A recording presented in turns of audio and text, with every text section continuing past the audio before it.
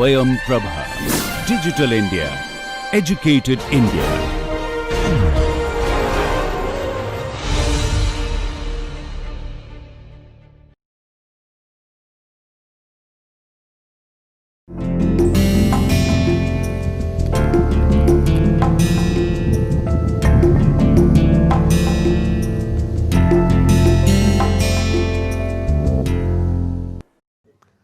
नमस्कार। राजनीतिक दार्शनिकों के लेखन की से संबंधित इस पूरी श्रृंखला में आज हम जॉन स्टुअर्ट मिल की बात करेंगे। जॉन स्टुअर्ट मिल आधुनिक समय के एक बहुत ही महत्वपूर्ण चिंतक माने जाते हैं। ये एक उपयोगितावादी थे, लेकिन इन्होंने उपयोगितावाद की पूरी धारणा में अपने गुरु जेरेमी बेंथम के सिद्धांतों में आमूलचूल परिवर्तन किया, या कम से कम हम कह सकते हैं कि इतना गहरा परिवर्तन जरूर किया जिससे उपयोगितावाद का जो स्वरूप था वो काफ़ी हद तक बदल गया। ये ऐसे चिंतक थे जिन्होंने महिलाओं के अधिकारों की बात की और उसके बारे में व्यवस्थित लेखन किया कि आखिर महिलाओं को स्वतंत्रता और पुरुषों से समान अधिकार क्यों दिया जाना चाहिए। ये ऐसे चिंतक थे जिन्होंने लोकतंत्र और ख़ासतौर पर प्रतिनिधिमूलक लोकतंत्र में इस तरीके से संशोधन करने और उसे बेहतर बनाने के लिए सुझाव दिए जिससे कि इसमें भागीदारी और दक्षता यानी कि कॉम्पिटेंस और लोगों की सक्षमता और ज़्यादा बढ़ सके और ये व्यवस्था ज़्यादा सुदृढ़ हो सके। ये एक ऐसे विचारक थे जिन्होंने इस बात पर जोर दिया कि किस तरीके से लोगों को स्वतंत्रता दी जानी चाहिए और कम से कम विचार अभिव्यक्ति की असीम स्वतंत्रता दी जानी चाहिए। तो इनके लेखन की कई सारी धाराएं हैं और सबसे बढ़कर ये एक ऐसे उदारवादी के रूप में सामने आते हैं जो क्लासिकल उदारवाद की धारा से अलग अपने विचारों को रखता है और वो यह कहता है कि उदारवाद की ज़रूरत है, लेकिन एक ऐसा उदारवाद होना चाहिए जिसमें लेसेस फेयर से ज़्यादा राज्य का हस्तक्षेप जरूरी हो, जिसमें राज्य गरीबों और हाशिए से पड़े हुए लोगों की सहायता भी करे, श्रमिक वर्ग की भी सहायता करे। हालांकि यह भी स्पष्ट है कि राज्य की आर्थिक भूमिका के संदर्भ में इनके विचार बदले। शुरुआत में यह कुछ हद तक उदार राज्य द्वारा उदार नीतियों को अपनाने के समर्थक थे और बाद में इन्होंने श्रमिक वर्ग के पक्ष में ज़्यादा से ज़्यादा राज्य की भूमिका की तरफदारी की। तो हम इतने विविधतापूर्ण चिंतन को समेटने वाले चिंतक जॉन स्टुअर्ट मिल की बात करेंगे।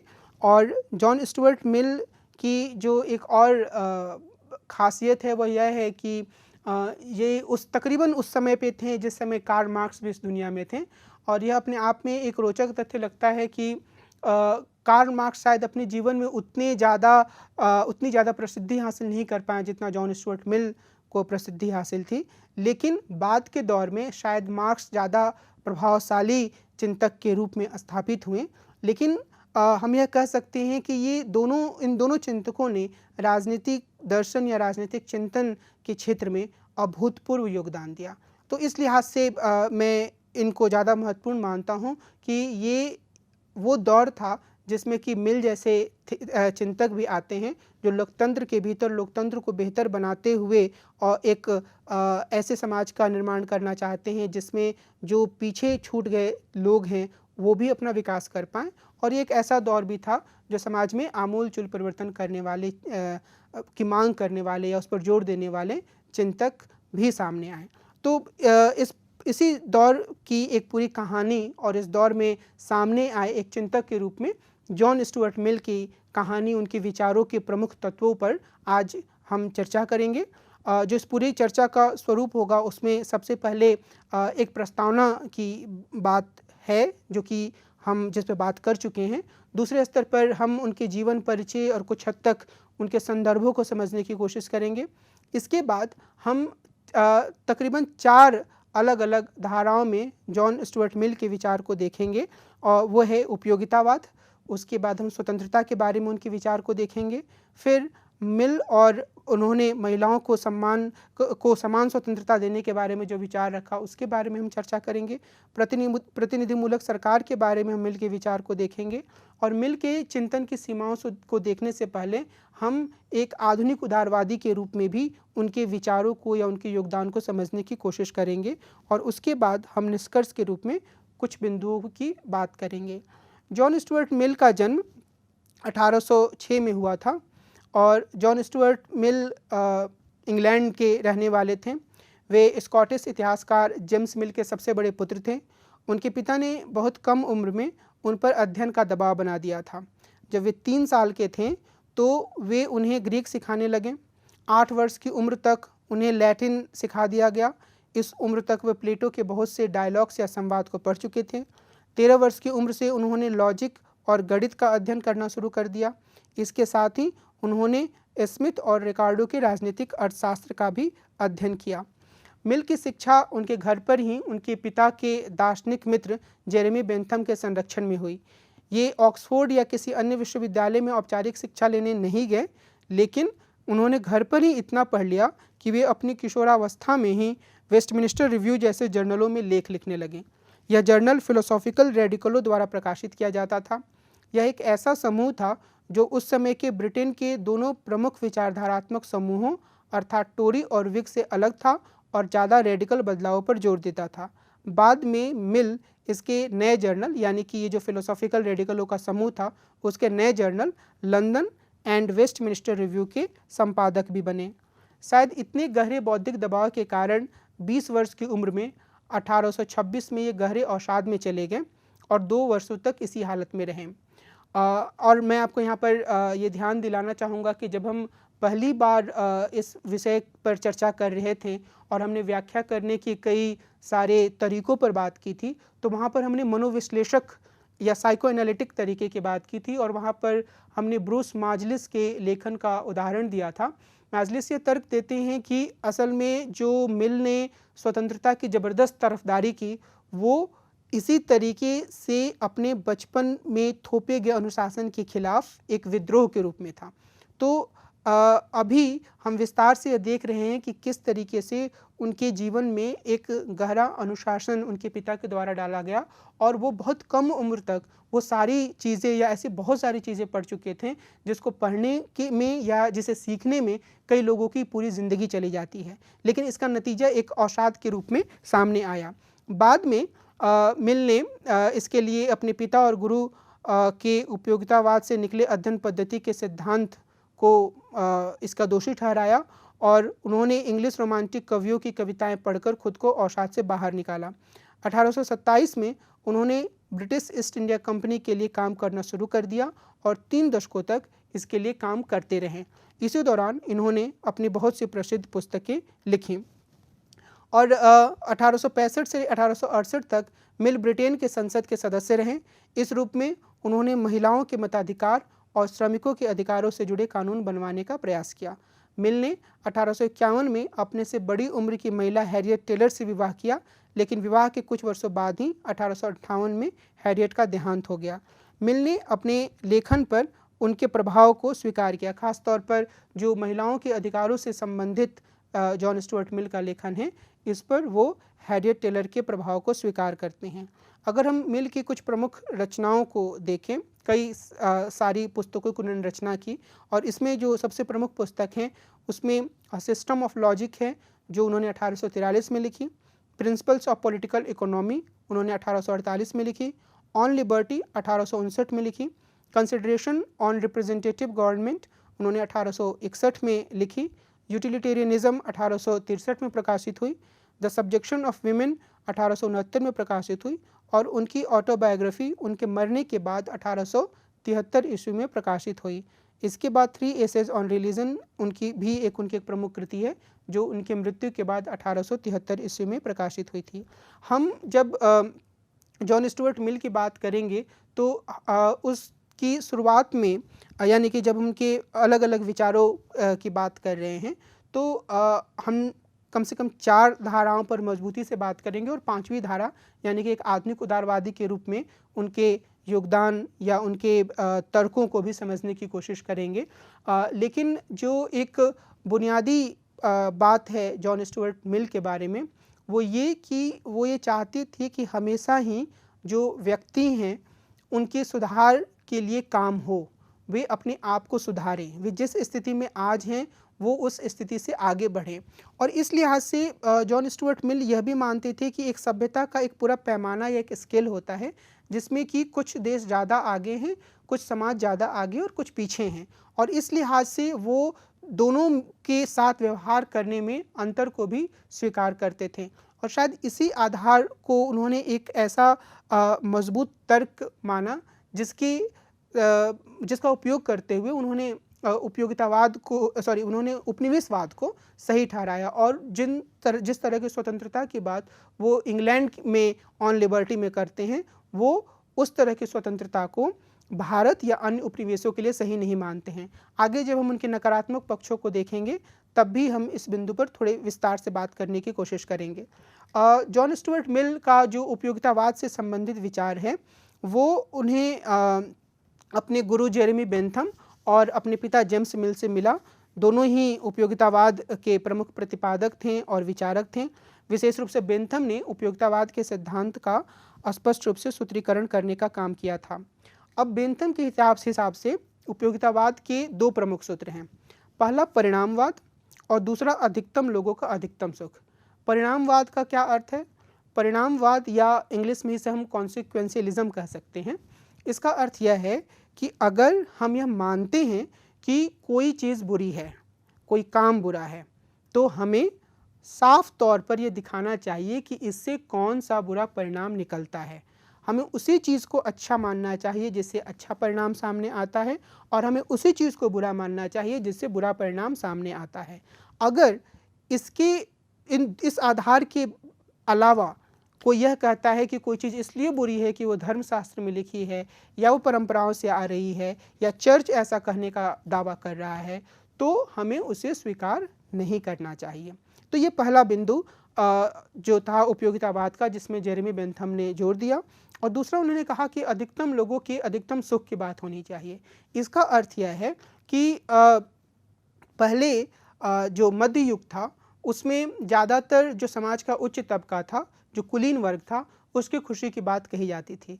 लेकिन बेंथम ने इस सिद्धांत को तब्दील करते हुए यह कहा कि हमारा ध्यान इस बात पर होना चाहिए कि ज़्यादा से ज़्यादा जो अधिकतम जो संख्या है उसको खुशी मिले या उसको सुख मिले। तो जब उपयोगितावाद आया तो वह एक रैडिकल सिद्धांत के रूप में आया, एक ऐसा सिद्धांत जो यथास्थिति को चुनौती देता था, एक ऐसा सिद्धांत जो कि बने बनाए मानकों या चर्च के वर्चस्व पर सवाल करता था, एक ऐसा सिद्धांत जिसने यह कहा कि लोगों या अधिकतम लोगों का सुख महत्वपूर्ण चीज़ है, कुछ लोगों के सुख की बात नहीं होनी चाहिए। लेकिन जो जेरेमी बेंथम थे, उन्होंने ये कहा कि जो सुख है उसको हमें मात्रात्मक रूप में देखना चाहिए, और बाद में मिल ने इसे गुणात्मक रूप में बदला। लेकिन हमें इस बात को भी ध्यान में रखने की ज़रूरत है कि मिल ने हमेशा ही खुद को उपयोगितावादी माना। जब वो महिलाओं को मताधिकार देने की बात करते हैं तो उनका एक बुनियादी तर्क है कि इससे उनकी खुशी में वृद्धि होगी। इसी आधार पर वे स्वतंत्रता और अन्य अधिकारों की तरफदारी करते हैं और लोकतंत्र के एक नए रूप की बात करते हैं। जैसे मैंने मिल की रचनाओं के बारे में वर्णन करते हुए बताया था कि उनकी एक प्रमुख पुस्तक यूटिलिटेरियनिज्म भी है, जो बहुत मोटी पुस्तक नहीं है, लेकिन ये एक ऐसी पुस्तिका है जिसमें वो एक तरीके से उपयोगितावाद के बारे में अपने विचारों को साफ तौर पर रखते हैं। 1863 में प्रकाशित हुई इस पुस्तक में उन्होंने उपयोगितावाद की आलोचनाओं का जवाब दिया और बेंथम की उपयोगितावाद में एक संशोधन किया, और बहुत ही महत्वपूर्ण संशोधन किया। उनके अनुसार मनुष्यों के पास देखने और सूंघने जैसी क्षमता की तरह ही नैतिक इंद्रिय नहीं होती है। उपयोगिता का सिद्धांत इस कमी को पूरा करता है, यानी कि मनुष्य देखकर या सूंघ कर किसी चीज़ के अच्छे या बुरे होने का फैसला कर सकते हैं, लेकिन नैतिक स्तर पर उनके पास किसी खास मसले पर फैसला करने की शक्ति नहीं होती है। तो इस स्थिति में मिल का यह कहना है कि उपयोगिता का जो सिद्धांत है वो इस कमी को पूरा करता है, और मिल यह कहते हैं कि सामाजिक स्तर पर लोग उपयोगिता के सिद्धांत को इसलिए वरीयता देंगे क्योंकि वो एक सामाजिक प्राणी है, यानी कि समाज में वो नैतिक रूप से किस तरीके से व्यवहार करें, लोगों के बीच वो अपने आप को किस तरीके से पेश करें, वो किस चीज़ को सही और किस चीज़ को गलत माने, उसका एक उनके पास कोई ठोस आधार नहीं है। तो उपयोगिता का जो सिद्धांत है वो उस आधार को या वो उस कमी को पूरा करता है, वो एक आधार उपलब्ध कराता है। मिल ने इस आलोचना का भी जवाब दिया कि उपयोगिता की जगह न्याय को नैतिकता का आधार होना चाहिए। वे कहते हैं कि अन्य तब होता है जब किसी अधिकार का उल्लंघन होता है और अधिकार उपयोगिता से जुड़ा होता है। एक्चुअली वो अन्याय की बात यहाँ पर कर रहे हैं कि जो अन्याय होता है, जिसे मैंने अन्य के रूप में अभी बोला, असल में वो अन्याय शब्द है। अन्याय तब होता है जब किसी अधिकार का उल्लंघन होता है और अधिकार उपयोगिता से जुड़ा होता है, यानी कि वो यह मान के चलते हैं कि जब भी हम अधिकारों की बात करेंगे तो वो उपयोगिता से ही जुड़े होंगे। तो उपयोगिता एक ज़्यादा बुनियादी मूल्य के रूप में है। लेकिन उन्होंने बेंथम के उपयोगितावाद में कुछ महत्वपूर्ण बदलाव भी किया। मिल ने सुख के मात्रात्मक के बजाय गुणात्मक पहलू पर बल दिया। अब बेंथम जो थे उन्होंने बहुत ही अद्भुत दावा किया था। उन्होंने ये दावा किया कि हमें वो काम करना चाहिए जिसमें हमें ज़्यादा से ज़्यादा खुशी मिलती है, और ज़्यादा से ज़्यादा खुशी मिलने तक ही वो नहीं रुके। उन्होंने यह दावा किया कि वो एक ऐसा एक मापक भी तैयार कर रहे हैं जिस पर हम ये माप सकते हैं कि हमें किस काम से कितनी खुशी मिल रही है। लेकिन मिल ने बेंथम के सिद्धांत की एक प्रमुख आलोचना को स्वीकार किया, जिसमें यह कहा गया था कि वो हर तरह की खुशी को एक जैसा मानते हैं और ऐसा लगता है कि मनुष्यों और जानवरों को एक तरह बना दे रहे हैं। यानी कि अगर मनुष्य जो है वो कुछ खास तरीके से सोच विचार कर काम करने के लिए जाना जाता है, जानवर जो हैं वो हर वो काम करते हैं जो उन्हें अच्छा लगता है। तो दोनों के बीच में एक अंतर जो है वो जेरेमी बेंथम के सिद्धांत में नहीं दिखता। जॉन स्टुअर्ट मिल कहते हैं कि असल में यहाँ पर बेंथम गलत हैं और ज़रूरत इस बात की है कि हम खुशी की बात करें, हम सुख की बात करें, हम उपयोगिता की बात करें, लेकिन वह गुणात्मक उपयोगिता हो। और गुणात्मक उपयोगिता की परिभाषा देते हुए उन्होंने एक प्रसिद्ध कथन कहा था। उन्होंने कहा कि एक संतुष्ट सूअर होने से अच्छा है कि असंतुष्ट सुकरात हुआ जाए। इसका मतलब ही हम सुकरात के बारे में पढ़ चुके हैं, हमने उनके बारे में चर्चा की है।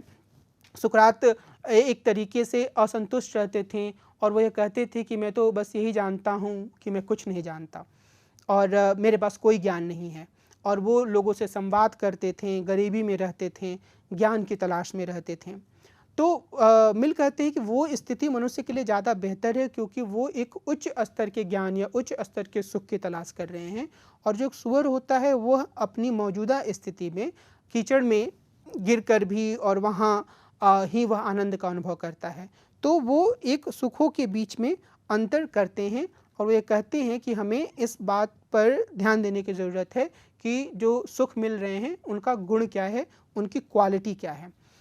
निश्चित रूप से इस सिद्धांत की भी अपनी सीमाएं हैं और मैं उस पर ज़्यादा साफ तौर पर उस समय विचार करूंगा जब हम मिल की सीमाओं की बात करेंगे। लेकिन हमें यहाँ यह याद रखने की ज़रूरत है कि जो जॉन स्टुअर्ट मिल हैं वो एक नए तरह का उपयोगितावादी विचार प्रस्तुत कर रहे हैं। मिल ने स्वतंत्रता का भी एक अलग से सिद्धांत प्रस्तुत किया और उन्होंने, जैसे मैंने शुरुआत में कहा, कि वो मानते हैं कि मनुष्य को में हमेशा ही सुधार होना चाहिए और उसे उस सुधार का मौका मिलना चाहिए। स्वतंत्रता को भी वो सुधार का एक माध्यम मानते हैं और उन्होंने ये कहा कि लोगों को स्वतंत्रता दिया जाना चाहिए, लेकिन वह एक ज़बरदस्ती के रूप में नहीं होना चाहिए। लोगों के ऊपर प्रभुत्व की स्थापना नहीं की जानी चाहिए। लोग जिस रूप में अपने आप को अभिव्यक्त करना चाहते हैं उस रूप में अभिव्यक्त करने का मौका उन्हें दिया जाना चाहिए। और मिल ने चिंतन और अभिव्यक्ति की असीम स्वतंत्रता का समर्थन किया। उन्होंने एक पुस्तक लिखी ऑन लिबर्टी जो कि 1859 में प्रकाशित हुई थी और यह पुस्तक काफ़ी महत्वपूर्ण है। आज भी जब हम अभिव्यक्ति की स्वतंत्रता की बात करते हैं या जब हम देखते हैं कि अभिव्यक्ति की स्वतंत्रता पर कई तरह से हमले हो रहे हैं, तो अमूमन या अक्सर जॉन स्टुअर्ट मिल की ऑन लिबर्टी के तर्क पर जोर दिया जाता है। उन्होंने कहा कि जो व्यक्ति की स्वतंत्रता है वो असीम रूप में उसके पास होनी चाहिए। और इसका अर्थ क्या है? इसका अर्थ यह है कि कम से कम विचार अभिव्यक्ति की स्वतंत्रता के संदर्भ में उन्होंने असीम स्वतंत्रता की बात की। तो जो विचार अभिव्यक्ति की स्वतंत्रता है, वहाँ पर मनुष्य को या हर व्यक्ति को यह आज़ादी होनी चाहिए कि वह जो सोच रहा है वो उसे खुलकर अभिव्यक्त कर सके। और उन्होंने उपयोगितावादी स्तर पर भी इसके फ़ायदे बताएं। उन्होंने यह कहा कि इससे व्यक्ति जो कि अपने आप को अल्पमत में पाता है, वह अपने विचारों को खुलकर रख पाएगा। तो जॉन स्टुअर्ट मिल कहते हैं कि अगर 99 लोग एक तरफ हों और एक व्यक्ति अकेला हो, तब भी उसे अपने विचारों को अभिव्यक्त करने का अधिकार है, भले ही वो विचार बहुत सार्थक ना हो। क्योंकि अगर वह व्यक्ति अपने विचारों को अभिव्यक्त करता है तो इससे यह मुमकिन है कि समाज में जो अभी तक गलत समझ बनी है उसे दूर करने में फ़ायदा मिले। तो वो कहते हैं कि इस तरह की अभिव्यक्ति की आज़ादी मिलने से जो बड़ा बहुमत है उसे भी फ़ायदा होता है, क्योंकि अगर वह एक व्यक्ति के विचार को भी ध्यान से सुनता है तो उसे अपनी सच्चाई को फिर से खंगालने का मौका मिलता है। उसे यह मौका मिलता है कि वह यह जांच करे कि इस तरह के जो अलग विचार आ रहे हैं उसके संदर्भ में वह अपने विचारों को कहाँ तक सही मानता है। और वो कहते हैं कि अगर ऐसे व्यक्ति के विचार गलत भी होते हैं तो वो समय के साथ बिना कोई नुकसान किए आगे चले जाते हैं। तो इस लिहाज से उनका यह कहना है कि लोगों के पास असीम स्वतंत्रता होनी चाहिए, कम से कम विचार अभिव्यक्ति के संदर्भ में। और वो लोगों की गतिविधियों को दो भागों में बांटते हैं। वो कहते हैं कि लोग स्वपरक या आत्मपरक गतिविधियां करते हैं और लोग अन्य परक गतिविधियां करते हैं। यानी कि स्वपरक मतलब सेल्फ रिगार्डिंग और अन्य परक को हम अदर रिगार्डिंग भी कह सकते हैं। यानी कि कुछ गतिविधियां ऐसी होती हैं जिसका प्रभाव सिर्फ और सिर्फ हम तक सीमित रहता है, जिसका प्रभाव हम पर पड़ता है और हम किसी और को नुकसान नहीं पहुंचाते हैं। मिसाल के तौर पर अगर हम अपने घर में बैठकर शराब पी रहे हैं, अगर हम अपने घर में बैठकर टेलीविज़न पर चैनल देख रहे हैं, ऐसा कोई चैनल जो कि सामाजिक मानकों के अनुसार गलत माना जा सकता है, या हम अपने घर पर बैठकर खाना खा रहे हैं जिसमें हम ऐसा खाना खा रहे हैं जो कि हो सकता है कि सामाजिक मानकों के अनुसार सही ना माना जाए। मिसाल के तौर पर आस पड़ोस में सभी लोग शाकाहारी हैं और हम मांसाहार कर रहे हैं, तो मिल यह जोर देकर कहते हैं कि असल में हमें ऐसा करने का अधिकार है, क्योंकि वह एक सेल्फ रिगार्डिंग दायरा है, मेरे अपने आप से संबंधित दायरा है और यहाँ पर हर व्यक्ति को वो अधिकतम स्वतंत्रता देते हैं। हम यह कह सकते हैं कि आधुनिक दौर में जो एक निजता के अधिकार की बात होती है, जिसके बारे में आजकल काफ़ी चर्चा होती है कि जो राइट टू प्राइवेसी है वो क्या है, उसकी सीमा क्या है, तो उसका एक मूल स्रोत जो है वो जॉन स्टुअर्ट मिल के इन विचारों में भी मिलता है। दूसरा वे कहते हैं कि जो आत्मपरक जो अन्य परक गतिविधियाँ होती हैं उसमें हस्तक्षेप या रोक टोक होनी चाहिए ताकि अन्य लोगों की स्वतंत्रता को बाधा ना पहुँचे। मिसाल के तौर पर मैं कोई ऐसा काम कर रहा हूँ जिससे कि दूसरे लोगों की स्वतंत्रता बाधित हो रही है। मिसाल के तौर पर मैं बहुत तेज़ म्यूजिक सुन रहा हूँ। मिसाल के तौर पर मैं जिस कॉलोनी में रहता हूँ वहाँ पर जब भी मैं अपनी गाड़ी से गुजरता हूँ मैं बहुत ज़ोर ज़ोर से हॉर्न बजाते हुए गुजरता हूँ और मुझे इस बात का ख्याल नहीं रहता है कि आस पड़ोस में जो बीमार लोग हैं या जो शांति से रहने वाले लोग हैं वो बेकार में परेशान हो रहे हों। या मिसाल के तौर पर मैं शराब पीता हूँ और उसके बाद मैं अपने घर से बाहर निकलकर बहुत ज़्यादा हुड़दंग करता हूँ। यानी कि मेरी ऐसी हर गतिविधि जिसमें मैं अपने स्व या सेल्फ दायरे से बाहर निकलकर दूसरों की स्वतंत्रता को बाधित कर रहा हूँ, वहाँ पर एक तरह की रोक टोक, एक तरह का हस्तक्षेप, एक तरह की सीमा लगनी चाहिए, ऐसा मिल बोलते हैं। और मिल इस बात पर जोर देते हैं कि जो राज्य है उसे शिक्षा और अन्य तरह की सहायता देकर समाज के जो पिछड़े तबके हैं उन्हें स्वतंत्रता का उपभोग करने में समर्थ बनाना चाहिए। और इसके साथ ही मिल लोगों के संगठन की आज़ादी की भी तरफदारी करते हैं। तो ये दो पहलू हैं वो काफ़ी महत्वपूर्ण हैं। और जो ये पहला पहलू है जहाँ पर वो कह रहे हैं कि लोगों को शिक्षा देकर या उन्हें कुछ अन्य तरह की सुविधाएं देकर राज्य लोगों को उनकी स्वतंत्रता का उपभोग करने में समर्थ बनाए, तो यहाँ पर वो काफ़ी हद तक एक आधुनिक हम कह सकते हैं उदारवादी के रूप में सामने आते हैं, जहाँ पर वो राज्य की सक्रिय भूमिका की बात कर रहे हैं। थोड़ा विस्तार से बाद में मैं इस पहलू को और स्पष्ट करने की कोशिश करूँगा।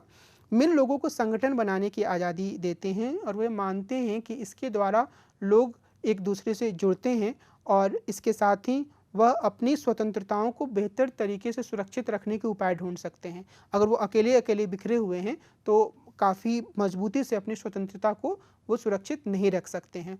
तो इस लिहाज से वह लोगों का संगठन बनाने, विचारों का आदान प्रदान करने, स्वतंत्रता को नए सिरे से उसकी दावेदारी करने, इन सभी पहलुओं का समर्थन करते हैं। मिल का जो एक प्रमुख योगदान है वह महिलाओं के स्वतंत्रता और उनके अधिकारों से संबंधित उनका लेखन भी है। मिल ने इस चीज़ को स्पष्टता से स्वीकार भी किया है कि वे अपने इस लेखन में अपनी पत्नी हैरियट टेलर से काफ़ी प्रभावित रहे हैं और एक तरीके से यह लेखन उन दोनों का एक सामूहिक विचार है और उन्होंने इस बात पर जोर दिया अपनी पुस्तक द सब्जेक्शन ऑफ विमेन में कि महिलाओं को पुरुषों के समान अधिकार दिया जाना चाहिए। और वो एक ऐसे समय में रह रहे थे जहाँ पर जो मतदान का अधिकार था वो सीमित था। महिलाओं को, बहुत कम महिलाओं को मताधिकार प्राप्त था। महिलाएं मताधिकार के लिए संघर्ष कर रही थीं और हम इस चीज़ को जानते हैं कि असल में इंग्लैंड में एक तरीके से सार्वभौमिक मताधिकार 1940 के दशक में जाकर मिला। तो ये वो दौर था जहाँ पर महिलाओं को के पास कोई अधिकार नहीं था राजनीतिक रूप से और ये वो दौर था जहाँ पर उनके पास संपत्ति का अधिकार भी नहीं था। तो इस सभी पहलुओं को वे सिलसिलेवार ढंग से सामने रखते हैं और उस पर विचार करते हैं। जो सबसे महत्वपूर्ण इसमें आयाम है वो ये है कि वो उपयोगितावादी आधार पर ही महिलाओं को अधिकार देने की वकालत करते हैं। मिल कहते हैं कि मौजूदा कानूनी व्यवस्था में महिलाओं की अधीनस्थ स्थिति है और वह मानव सभ्यता के विकास में सबसे बड़ी बाधा है। मिल ने अपने समय में जो इंग्लिश कानून थे उसमें महिलाओं को संपत्ति अधिकार न दिए जाने के कारण उनका विरोध किया। ये उस समय जो कानून थे उसके मुताबिक विवाहित जो इंग्लिश महिलाएं थीं उनका अपने मायके की संपत्ति पर या ससुराल की संपत्ति पर कोई अधिकार नहीं रहता था। यदि वे अपनी कमाई से कुछ चीज़ें लेती भी थी तो कानूनी रूप से वो उनके पति के हक की चीज़ होती थी। मिल ने कहा कि यह एक बहुत ही अन्यायपूर्ण कानून है क्योंकि यह एक तरीके से महिलाओं को अपने बुनियादी अधिकार यानी कि अपने पास कुछ संसाधन रखने या अपनी मेहनत से कमाई हुई पूंजी को रखने के अधिकार से उन्हें वंचित कर देता है। मिल ने यह कहा कि अब यह समय आ गया है कि लोग दास्तां में धीरे धीरे विश्वास करना कम कर रहे हैं या मुख्य धारा में कम से कम लोग ये कहते हैं कि अब वो दास्तां में विश्वास नहीं करते, लेकिन उनका यह कहना है कि महिलाओं के साथ अभी भी दासों की तरह व्यवहार किया जाता है। और उन्होंने इसके लिए तर्क यह दिया कि चाहे जिस भी जाति या किसी भी नस्ल का पुरुष हो वो इसका विरोध खुलकर इसलिए नहीं करता है क्योंकि इससे सभी पुरुषों को फ़ायदा है, क्योंकि महिलाएं जो हैं उन सब के लिए एक ऐसे दास के रूप में होती हैं जो उनके जीवन की आवश्यकताओं को पूरा करती हैं, उनके घर का काम करती हैं और वो उनकी मेहनत के आधार पर अपने आप को आगे बढ़ा पाते हैं। तो पुरुष अपने स्वार्थ के कारण महिलाओं को समान अधिकार नहीं दे रहे हैं। और उन्होंने कहा कि जो महिलाएं हैं वे भी अपनी स्थिति का विरोध नहीं करती हैं, जो उनकी ऐसी स्थिति है जहाँ पर तकरीबन वो दास्तां में हैं, जहाँ पर उनके पास संपत्ति का अधिकार नहीं है, जहाँ पर उनके पास राजनीतिक अधिकार नहीं है और वो घर के दायरे तक सीमित रहती हैं। क्योंकि वो क्यों विरोध नहीं करती हैं? तो उनका ये कहना है मिल का, क्योंकि उन्हें यह डर होता है कि उनकी स्थिति और भी बुरी हो जाएगी। लेकिन वो यह भी मानते हैं कि धीरे धीरे महिलाएं संगठित हो रही हैं और वे अपने अधिकारों की मांग कर रही हैं। मिल कहते हैं कि महिलाओं को अधिकार देने से पूरे समाज को लाभ होगा और उस संदर्भ में यहाँ उनका उपयोगितावादी आधार सामने आता है और वे इस संदर्भ में कुछ लाभों का उल्लेख करते हैं। मिसाल के तौर पर वे कहते हैं कि जो परिवार है वह निरंकुशवाद का गढ़ नहीं रहेगा। इसका क्या अर्थ है? इसका अर्थ यह है कि एक ऐसा परिवार जहाँ पर महिलाओं को स्वतंत्रता का अधिकार ना हो, वह परिवार एक तरीके से पुरुष के निरंकुशता का गढ़ हो जाता है। यानी कि वहाँ पर जो पति या पिता होता है उसकी मनमानी चलती है, उसका आदेश माना जाता है। वह जिस चीज़ को सही समझता है उसे ही पूरा परिवार सही समझता है, और वह जिस चीज़ को गलत मानता है उसे पूरा परिवार भी गलत मानता है। तो इस लिहाज से अगर महिलाओं को भी स्वतंत्रता का अधिकार दिया जाए और महिलाओं को भी खुलकर बोलने का अधिकार दिया जाए, या उन्हें अपनी गतिविधियों के माध्यम से पुरुषों की बराबरी का अधिकार दिया जाए, तो परिवार जो है वह ज़्यादा लोकतांत्रिक हो पाएगा। तब पुरुष भी महिलाओं के विचारों को सुनेंगे, क्योंकि वह महसूस करेंगे कि वो उनके बराबर हैं, और परिवार विवेकपूर्ण तरीके से आगे बढ़ पाएगा, न कि वर्तमान स्थिति की तरह मिलिया कहते हैं, जबकि सिर्फ और सिर्फ पुरुष का निरंकुश तंत्र परिवार में चल रहा है। यहाँ हमें यह ध्यान देने की ज़रूरत है कि मिल का जो परिवार के बारे में विचार है वह अरस्तु के विचारों से काफ़ी अलग है। अरस्तु, अगर आप इस चीज़ को याद करें, जैसा कि हमने अरस्तु से संबंधित चर्चा में कहा था, अरस्तु परिवार में को यह मान कर चलते हैं कि वहाँ पुरुष सबसे सर्वोच्च स्थिति में होता है, क्योंकि महिलाएं प्राकृतिक रूप से पुरुषों से कम बुद्धि की होती हैं, और इस लिहाज से जो अरस्तु हैं वो महिलाओं को पुरुषों से निम्नतर मानते हुए परिवार को एक ऐसी संस्था बना देते हैं जहाँ पर दास होते हैं, बच्चे होते हैं, और पति के अलावे बाकी जो पत्नी और दास होते हैं उनका काम पति को इस लायक बनाना है ताकि वह बाहर जाकर नागरिकता के कर्तव्यों का सही तरीके से पालन कर सके। जॉन स्टुअर्ट मिल इससे बिल्कुल अलग हटते हैं, और वो समानता के स्तर पर महिलाओं की स्थिति लाने की कोशिश करते हैं, और वो कहते हैं कि महिलाओं को बराबरी का हक मिलना चाहिए, और यह परिवार के सभी सदस्यों के लिए ज़रूरी है, क्योंकि खुद पुरुष अभी एक निरंकुश व्यक्ति की तरह काम कर रहा है। और उन्होंने यह भी कहा कि अगर हम महिलाओं को शिक्षा देते हैं, उन्हें बराबरी का मौका देते हैं, तो यानी कि स्वतंत्रता के साथ जैसे पुरुष को एक मौका मिलता है, जैसे लड़के को एक मौका मिलता है, वैसे अगर लड़की को भी मौका मिले तो जो समाज में जो मानसिक दक्षता रखने वाले लोग हैं उनकी संख्या दुगनी हो जाएगी, पुरुषों को चुनौती मिलेगी, और ऐसी स्थिति आने पर पुरुष भी ज़्यादा बेहतर तरीके से काम करने की कोशिश करेंगे। अभी मिल के अनुसार जब पुरुषों को ये लगता है कि उनके पास कोई चुनौती नहीं है, ख़ासतौर पर महिलाओं की चुनौती नहीं है, तो वो शायद उतनी कुशलता से काम नहीं कर पा रहे हैं, लेकिन जैसे जैसे चुनौती बढ़ेगी उनके काम करने की कुशलता भी बढ़ेगी। तीसरे स्तर पर वो ये कहते हैं कि समानता का उपभोग करने वाली महिलाएं जो हैं वो मानवता पर भी सकारात्मक प्रभाव डालेंगी। उनका यह कहना है, मिल का यह कहना है कि वर्तमान समय में महिलाओं के पास अपनी इच्छाओं को अभिव्यक्त करने का कोई साफ तरीका नहीं है, तो विकृत तरीकों से अपने इच्छाओं को अभिव्यक्त करती हैं, लेकिन जब उन्हें पुरुषों के बराबर समानता मिलेगी तो वह भी खुलकर अपनी इच्छाओं को अभिव्यक्त कर पाएंगी। वो विकृत तरीके से इसलिए अभिव्यक्त करती हैं क्योंकि अभी वो हीनता या अधीनस्थता या एक तरह के दमन की स्थिति में हैं, जहाँ पर उन्हें यह पता है कि अगर वो अपनी इच्छाओं को खुलकर सामने रख रही हैं तो पुरुष जो हैं वो इसे स्वीकार नहीं करेंगे।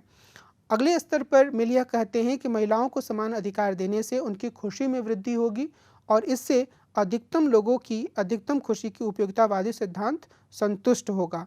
और यानी कि वो इस चीज़ को एक उपयोगितावादी आधार पे ले आते हैं, और मैंने इस बात को शुरू में भी उल्लेख किया था कि वो अपने प्रत्येक सिद्धांत में उपयोगितावादी आयाम को सामने रखते हैं, और वो ये कहते हैं कि अगर हम महिलाओं को समान स्वतंत्रता देंगे, उन्हें शिक्षा का समान अधिकार देंगे, उन्हें पुरुषों की तरह अलग अलग गतिविधियों में भाग लेने का हक देंगे, तो उनकी खुशी में भी वृद्धि होगी, और इससे समाज में जो अधिकतम लोगों की अधिकतम खुशी का लक्ष्य है वो हासिल किया जा सकेगा। और उनका यह कहना है कि महिलाओं को अधिकार देने से लोकतंत्र को मजबूती मिलेगी, क्योंकि जो वर्तमान समय में लोकतंत्र है वह एक तरीके से जो इंग्लैंड की स्थिति वो बताते हैं वह मुख्य रूप से पुरुषों तक सीमित है, और वह जो पुरुष है वह लोकतंत्र में हिस्सेदारी करता है, कुछ खास तरीके के मुद्दों पर ही ध्यान देता है, और जब वो परिवार में वापस जाता है तो वह अलोकतांत्रिक जीवन शैली जीता है। तो जब महिलाएं सामने आएंगी तो एक तरफ तो मुद्दों की विविधता बढ़ेगी और चीज़ें ज़्यादा साफ तरीके से सामने होंगी, क्योंकि एक जो बड़ा जनसमूह है जो अभी तक राजनीति से वंचित है, वह भी अपनी चिंताओं को और अपने मुद्दों को सामने रख पाएगा। और दूसरा, पुरुषों को घर में भी लोकतांत्रिक तरीके से व्यवहार करना सीखना पड़ेगा। यह काफ़ी हद तक पहले बिंदु से मिलता जुलता बिंदु है, जहाँ पर वो परिवार को निरंकुश तंत्र का गढ़ मानते हैं और यह कहते हैं कि महिलाओं को स्वतंत्रता मिलने से उसमें सुधार हो सकती है।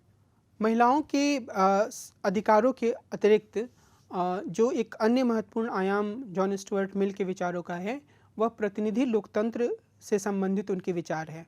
और इस बारे में भी उन्होंने कुछ ऐसे रैडिकल विचार रखे जो काफ़ी प्रासंगिक हैं, खासतौर पर इसलिए क्योंकि हम सभी प्रतिनिधि लोकतंत्र के भीतर जीवन गुजार रहे हैं और हम सभी कई तरह की समस्याओं का सामना कर रहे हैं, खासतौर पे प्रतिनिधि लोकतंत्र के कार्य करने के तरीके के संदर्भ में। मिल ने अपनी पुस्तक कंसिडरेशंस ऑन रिप्रेजेंटेटिव गवर्नमेंट में, जो कि 1861 में प्रकाशित हुई थी, उन्होंने इसमें जो प्रतिनिधि मूलक लोकतंत्र या रिप्रेजेंटेटिव डेमोक्रेसी है, उसके बारे में अपने विचारों को रखा। जॉन स्टुअर्ट मिल यह कहते हैं कि जो निरंकुश शासन होते हैं, एब्सोल्यूटिस्ट जो शासन होते हैं, जहाँ पर शासक के पास मनमाने करने का अधिकार होता है, उसकी तुलना में प्रतिनिधिमूलक लोकतंत्र में लोगों की नागरिक स्वतंत्रताओं को ज़्यादा खतरा होता है। यह एक बहुत ही महत्वपूर्ण उनका हस्तक्षेप है। और वो ऐसा क्यों मानते हैं? उनका यह कहना है कि जो निरंकुश शासन होता है, वहाँ पर लोग अपने अधिकारों के बारे में जागरूक होते हैं। उन्हें यह लगता है कि यह शासक, जो कि काफ़ी खतरनाक हो सकता है उनकी बुनियादी स्वतंत्रताओं के लिए, उससे हमें जागरूक रहने की ज़रूरत है। इस शासक को आलोचनात्मक तरीके से देखने की ज़रूरत है, या इस शासक के फैसले को आलोचनात्मक तरीके से देखते रहने की ज़रूरत है। वहीं जो लोकतंत्र होता है, उसमें लोग अपने स्वतंत्रताओं को लेकर ज़्यादा जागरूक नहीं रहते हैं। इसलिए उनका यह कहना है कि इस बात की आवश्यकता है कि लोग प्रतिनिधिमूलक लोकतंत्र के भीतर भी अपनी स्वतंत्रताओं को लेकर ज़्यादा जागरूक रहें, और उन्हें सिर्फ सरकार से ही जागरूक रहने की ज़रूरत नहीं है, बल्कि जो अलग अलग तरह की सामाजिक प्रथाएं हैं या फिर जो सामाजिक नैतिकताएं हैं, उनसे भी जागरूक रहने की आवश्यकता है। और यह वास्तव में हम कई स्तरों पर हिंदुस्तान के संदर्भ में या किसी भी लोकतांत्रिक समाज के संदर्भ में देख सकते हैं। यहाँ पर जो मुख्य बिंदु है वो ये है कि सरकार से ज़्यादा जो प्रथाएं होती हैं या नैतिकताएं होती हैं, वे लोगों की स्वतंत्रताओं को सीमित कर देती हैं। मिसाल के तौर पर अगर हम सबरीमला का उदाहरण लें, तो वहाँ पर जो महिलाएं हैं, उनको संवैधानिक अधिकार होने के बावजूद वहाँ जाने का अधिकार व्यवहारिक रूप से नहीं मिल पाया है। और इसके पीछे जो मुख्य तर्क है, वो तर्क प्रथाओं से या नैतिकताओं से ही सामने आता है। और इसी तरीके के कई अन्य उदाहरण विभिन्न विभिन्न समुदायों में दिए जा सकते हैं।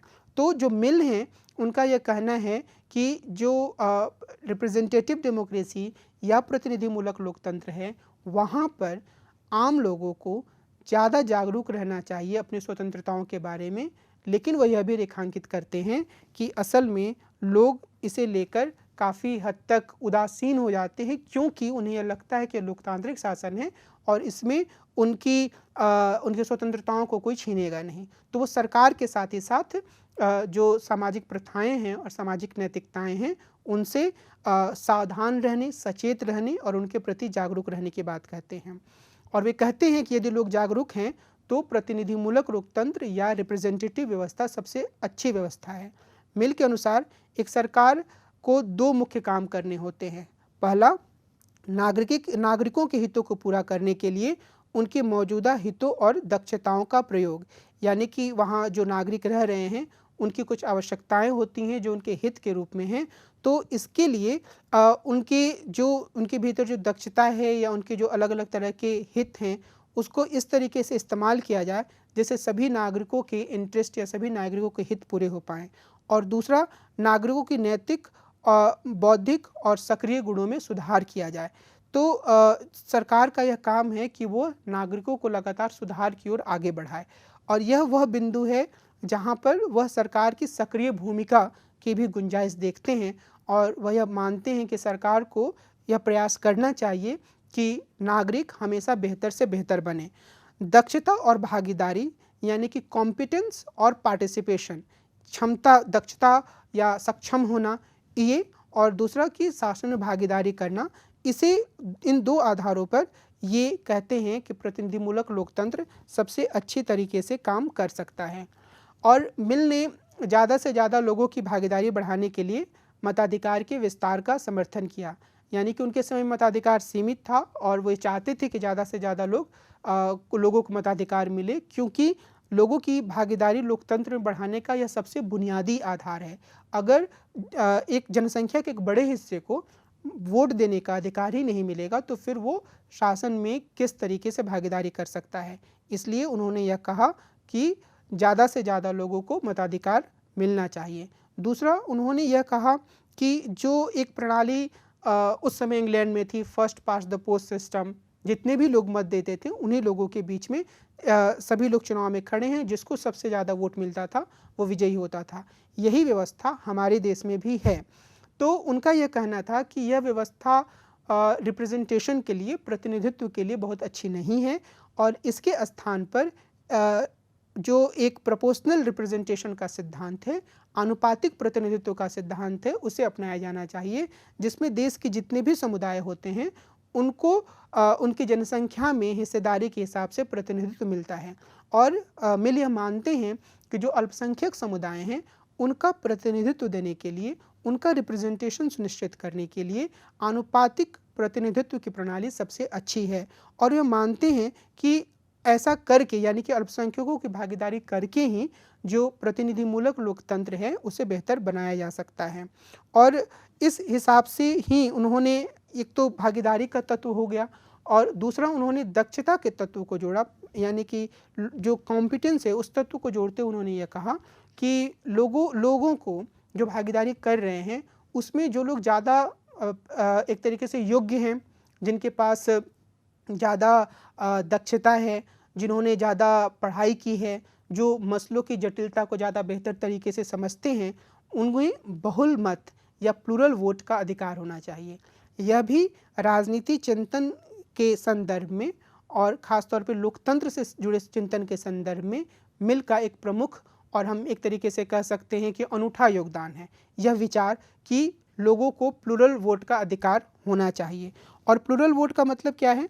प्लूरल वोट का मतलब यह है कि जितने सारे लोग हैं वोट देने वाले, सबको एक एक वोट मिले, लेकिन उसमें से जो लोग ज़्यादा पढ़े लिखे हैं, जैसे मैंने पहले उल्लेख किया, उन्हें एक से ज़्यादा वोट मिले।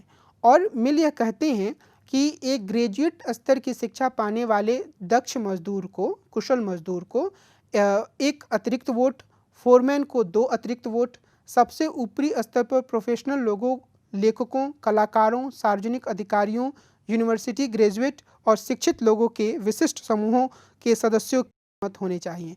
तो वो एक पैटर्न भी देते हैं कि किसके पास कितने ज़्यादा वोट होने चाहिए। तो ये कहते हैं कि जो सबसे ज़्यादा पढ़ा लिखा है या फिर प्रोफेशनल है, यानी कि खास उच्च स्तर के पेशे से जुड़ा हुआ है, प्रशासन से जुड़ा हुआ है, जो पढ़े लिखे लोगों का समूह होता है उससे जुड़ा हुआ है, तो उसे सबसे ज़्यादा 5 वोट मिलने चाहिए। क्योंकि स्पष्ट रूप से यहाँ वो ये मान रहे हैं कि ऐसे लोग लोकतंत्र से जुड़े मुद्दों की जटिलता को ज़्यादा बेहतर तरीके से समझ पाएंगे बनिस्बत उन लोगों के जो कि शिक्षित नहीं हैं। तो इस लिहाज से वो शिक्षा के आधार पर ही अतिरिक्त वोट देते हैं। तो जो ग्रेजुएट लोग हैं, भले ही वो एक तरीके से कॉम्पिटेंट मजदूर के रूप में काम कर रहे हों या फिर इफ़िशिएंट मजदूर के रूप में काम कर रहे हों या फिर वो फोरमैन जैसे काम कर रहे हों, उन्हें भी वो अतिरिक्त वोट देते हैं। तो अतिरिक्त वोट का ये उनका फॉर्मूला एक तरीके से महत्वपूर्ण योगदान के रूप में सामने आता है। अब जो कॉम्पिटेंस या दक्षता की बात है और भागीदारी का जो तत्व है, वो प्रतिनिधिमूलक संस्थाओं की हर शाखा में वो लागू करना चाहते हैं। जो अलग अलग तरह की प्रतिनिधिमूलक संस्थाएं हैं, मिसाल के तौर पर उनका यह मानना है कि जो लेजिस्लेचर या विधायिका है उसको इस तरीके से संगठित होना चाहिए कि वहाँ हर प्रकार के विचार सामने आ सकें। समाज के जितने तबके हैं, ऐसा नहीं होना चाहिए कि कुछ खास तबकों के लोग ही विधायिका में आएँ, वही अपने विचारों को रखें, उन्हीं के विचार लोग सरकार के द्वारा सुने जाएं। इसके बजाय वो कहते हैं कि चाहे छोटा से छोटा समूह हो, उसे विधायिका में जगह मिले। इसीलिए वो आनुपातिक प्रतिनिधित्व की प्रणाली का भी समर्थन करते हैं। लेकिन जब कानून बनाने की बात आती है, जहाँ एक विशिष्ट कार्य होता है, तो यह कहते हैं कि जो इस काम को करने के लिए दक्ष या कुशल लोग हैं, जो इफ़िशिएंट लोग हैं, उन्हें यह काम दिया जाना चाहिए और इसके लिए वह कोडिफिकेशन कमीशन जैसी चीज़ों की भी तरफदारी करते हैं। मिल ने जो रिप्रेजेंटेटिव डेमोक्रेसी है उसके संदर्भ में एक और महत्वपूर्ण बात कही, और वह बात क्या थी? उन्होंने यह कहा कि जो एक लोकतंत्र में गुप्त मतदान, सीक्रेट बैलेट, सीक्रेट वोटिंग का जो पूरा पैटर्न है, उसको चेंज करना चाहिए। हमारे यहाँ भी हम जानते हैं, हमारे देश में गुप्त मतदान होता है, यानी कि हम जाते हैं, हम वोट डालते हैं, हम किसे वोट दे रहे हैं किसी को नहीं पता, हम बाहर निकलते हैं, कोई पूछता है, हम जिसे चाहें बोल सकते हैं, कोई ये जांच करने नहीं जाता है कि हमने किसे वोट दिया। लेकिन मिल कहते हैं कि इसकी जगह खुला मतदान होना चाहिए। अब खुले मतदान का क्या मतलब है? खुले मतदान का मतलब यह है कि लोग जो मत डालते हैं, जिस भी व्यक्ति को वोट देते हैं, वो उस वोट को खुले तौर पर दिखाएं कि उन्होंने किस उम्मीदवार को वोट दिया है, और बाद में वो इसके कारण भी बताएं कि उन्होंने आखिर किस कारण से एक खास उम्मीदवार को वोट दिया है। अब हम ये कल्पना कर सकते हैं कि अगर हिंदुस्तान में इस तरह की पद्धति लागू कर दी जाए तो अधिकांश लोगों के लिए मुश्किल खड़ी हो जाएगी, क्योंकि बहुत सारे लोग जाति या धर्म के आधार पर वोट देते हैं। और मिल इस बात से के प्रति जागरूक थे कि इंग्लैंड में भी ऐसी ही स्थिति है। तो वो ये चाहते थे कि लोगों के भीतर लोकतांत्रिक जो जागरूकता है वो ज़्यादा से ज़्यादा आए। जब वो वोट देने जैसा काम करते हैं तो वो उसके लिए उस आधार को चुनें जिसे वो सार्वजनिक रूप से बता सकें, जिस पे वो सार्वजनिक रूप से चर्चा कर सकें। और मिल यह मानते हैं कि जब ऐसे मसलों पर सार्वजनिक रूप से चर्चा होगी तो लोगों के भीतर लोकतांत्रिक चेतना और बढ़ेगी और इससे लोकतंत्र और ज़्यादा मजबूत होगा। तो इस लिहाज से मिल कुछ महत्वपूर्ण बातों को रेखांकित करते हैं जब वो प्रतिनिधिमूलक लोकतंत्र के संदर्भ में अपने विचार रखते हैं। और खुले रूप से मत देना, यानी कि ओपन बैलेट का उनका प्रपोजल हो या प्लूरल वोट का जो उनका प्रपोजल हो, वह वर्तमान लोकतंत्र की स्थिति को देखते हुए अपने आप में एक अनूठा विचार लगता है। हालांकि निश्चित रूप से इसकी अपनी सीमाएं हैं, जिसकी ओर मैं कुछ समय बाद आपका ध्यान दिलाने की कोशिश करूंगा। मिल की एक खासियत यह भी है, जैसा कि मैंने पहले उल्लेख किया था, कि वो उदारवाद की एक धारा जो जॉन लॉक के लेखन में स्थापित हुई थी और बहुत सारे अन्य क्लासिकल उदारवादी लेखकों ने जिसकी तरफदारी की थी, वो उसमें एक नए आयाम जोड़ने का प्रतिनिधित्व करते हैं। यानी कि वही सिर्फ इसका प्रतिनिधित्व नहीं करते हैं, कई अन्य लेखक भी करते हैं, लेकिन हम मिल के लेखन में भी इसकी एक मजबूत अनुगूंज सुन सकते हैं। मिल बुनियादी उदारवादी स्वतंत्रताओं के समर्थक हैं। वो चाहते हैं कि लोगों के पास संपत्ति रखने का अधिकार हो, वो चाहते हैं कि लोगों को विचार अभिव्यक्त करने का अधिकार हो, वो ये चाहते हैं कि लोगों को लोकतांत्रिक जो प्रक्रिया है उसमें भाग लेने का अधिकार मिले। वो यह भी चाहते हैं कि लोग अपने अधिकारों के बारे में ज़्यादा से ज़्यादा जागरूक रहें। लेकिन जो क्लासिकल उदारवादी थे, उन्होंने एक तरीके से सीमित राज्य की कल्पना की थी। एक ऐसा राज्य जो कि एम्पायर की तरफ बाहर खड़ा होकर देखेगा और लोगों की आर्थिक गतिविधियों में कोई दखलंदाजी नहीं करेगा। एक ऐसा राज्य जो लेसेस फेयर या आर्थिक मामलों में अहस्तक्षेप की नीति अपनाएगा। लेकिन मिल इससे अलग हटकर यह कहते हैं कि जो बुनियादी उदारवादी मूल्य हैं वो अच्छे हैं, उन्हें बढ़ावा दिया जाना चाहिए और राज्य को इन्हें सक्रिय रूप से बढ़ावा देना चाहिए। और अगर समाज का कोई ऐसा तबका है जो पिछड़ा है, जिसके पास शिक्षा की कमी है, जो अपने आप को इस योग्य नहीं पा रहा है कि वह इन स्वतंत्रताओं का उपभोग कर पाए, तो राज्य को यह प्रयास करना चाहिए कि यह तबका भी शिक्षा के माध्यम से और अन्य जो इसके पिछड़ेपन के कारण है उससे बाहर निकलकर स्वतंत्रताओं का उपभोग कर पाए। तो इस लिहाज से वह राज्य की सक्रिय भूमिका का समर्थन करते हैं और वह कहते हैं कि हर किसी को अपनी स्थिति को सुधारने या बेहतर बनाने का मौका मिलना चाहिए। तो इस हिसाब से मिल एक आधुनिक उदारवादी के रूप में सामने आते हैं, जो कि क्लासिकल उदारवादियों से अलग राज्य की सक्रिय भूमिका की मांग करता है और वह इस बात पर को रेखांकित करता है कि एक एम्पायर जैसे बाहर खड़े सीमित राज्य या नाइट वॉचमैन जैसे राज्य की ज़रूरत नहीं है, बल्कि एक ऐसे राज्य की ज़रूरत है जो उन लोगों की मदद करे जो पिछड़े हुए हैं, जिनकी स्थिति कमज़ोर है। तो मिल के विचारों के इन विविध आयामों को देखने के बाद अगर हम मिल के चिंतन की सीमाओं की बात करें तो कुछ महत्वपूर्ण सीमाएं हमारे सामने आती हैं। कुछ बिंदुओं को मैंने आपके सामने रखा है, जैसे कि मैंने उनके महिलाओं के से संबंधित जो उनके विचार हैं उसके बारे में रखा है, पर उसका एक महत्वपूर्ण आयाम है। मिल यह भी कहते हैं महिलाओं को हर प्रकार की स्वतंत्रता देने की तरफदारी करने के साथ साथ कि जिन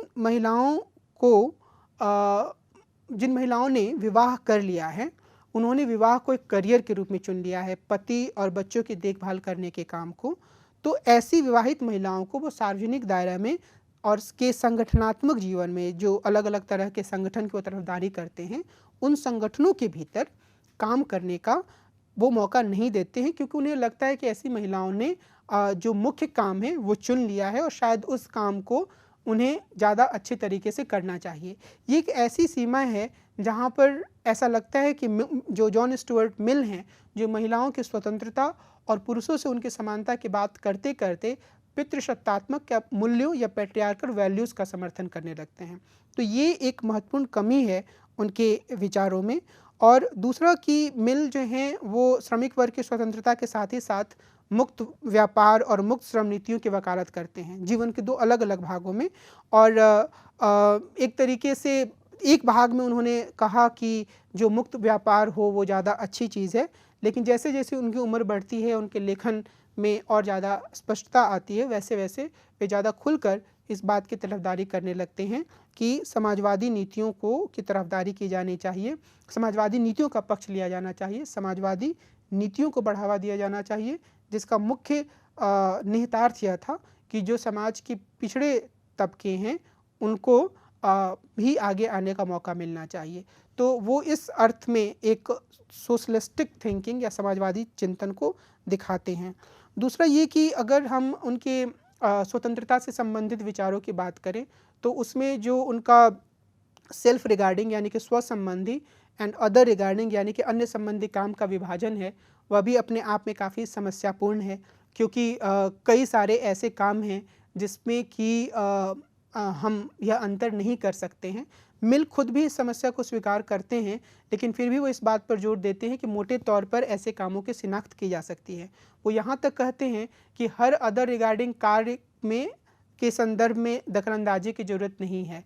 यानी कि मान लीजिए कि मैं किसी नौकरी के लिए जाता हूँ, वहाँ मुझे सफलता मिलती है, तो दूसरे कई लोगों के लिए परेशानी का कारण होगी, क्योंकि उन्हें वो नौकरी नहीं मिलती है। तो अब ऐसी स्थिति में दूसरों की स्वतंत्रता का भी हनन होता है या दूसरों की भावनाओं का ही हनन होता है, तो इसकी परवाह करने की ज़रूरत नहीं है।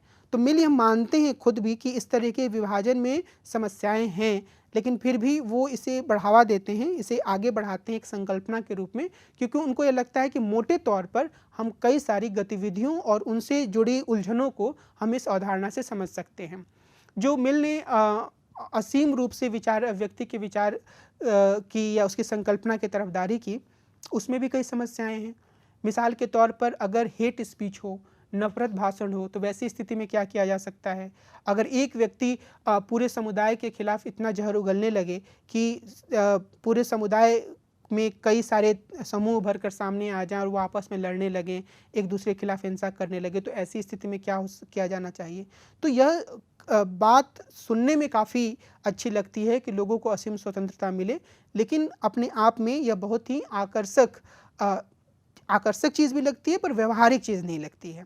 और मिल इसको एक सैद्धांतिक रूप से प्रस्तुत करते हैं, और इसी में सबसे बड़ी कमी यही है कि वो एक तरफ तो असीम स्वतंत्रता की तरफदारी करते हैं, दूसरी तरफ वो ईस्ट इंडिया कंपनी में काम भी आसानी से कर पाते हैं, और इसके साथ ही वो भारत जैसे उपनिवेशों की स्वतंत्रता के बारे में कोई खास चिंता नहीं दिखाते हैं, और सैद्धांतिक स्तर पर सभ्यता में उनके पिछड़ेपन का एक के तर्क का सहारा ले लेते हैं। तो यह भी उनके विचारों की एक सीमा को ही दिखाता है। और इसके अलावा वो उपयोगितावाद में गुणात्मक पहलू जोड़ने की बात करते हैं, जिसे उपयोगितावाद के संदर्भ में जॉन स्टुअर्ट मिल का मुख्य योगदान माना जाता है। लेकिन इसके साथ बड़ी गंभीर समस्या है। समस्या यह है कि आखिर यह कौन तय करेगा कि गुणात्मक पहलू क्या है। अगर हम एक व्यक्ति को या किसी बाहरी सत्ता को यह तय करने का अधिकार देते हैं कि वह यह तय करे कि कौन सा सुख गुण के स्तर पर, क्वालिटी के स्तर पर ज़्यादा अच्छा है और कौन खराब है, तो इससे व्यक्ति की पूरी स्वतंत्रता तहस नहस हो सकती है। इसके अलावे कुछ लोगों को अलग से काम में ज़्यादा क्वालिटी नज़र आएगी, कुछ लोगों को दूसरे तरह के काम में ज़्यादा क्वालिटी नज़र आएगी। तो ये अपने आप में बहुत ही भ्रम में डालने वाली बात है कि हम यह कहें कि जो सुख है वो गुणात्मक होना चाहिए और हमें गुणात्मक सुख को वरीयता देनी चाहिए, क्योंकि यह परिभाषित करने का कोई वस्तुनिष्ठ आधार नहीं है कि किस गुण को गुणात्मक रूप से बेहतर या क्वालिटेटिव स्तर पर ज़्यादा अच्छा माना जाए। मिल ने बहुत सारी बातें की प्रतिनिधिमूलक लोकतंत्र के बारे में, लेकिन उसमें जो उनकी सबसे बड़ी समस्या है वो ये है कि जिस वो प्लूरल वोटिंग की बात करते हैं वो एक तरीके की अभिजनवादी सोच को भी दिखाता है, जहां वो ये मान कर चलते हैं कि जो इंसान तुलनात्मक रूप से कम पढ़ा लिखा होगा, राजनीतिक रूप से मुश्किल विषयों को समझने की क्षमता उसमें कम होगी। इसी तरीके से उनका यह विचार काफ़ी आकर्षक है कि लोगों को खुलकर यह बताना चाहिए कि उन्होंने किसे वोट दिया है और क्यों वोट दिया है।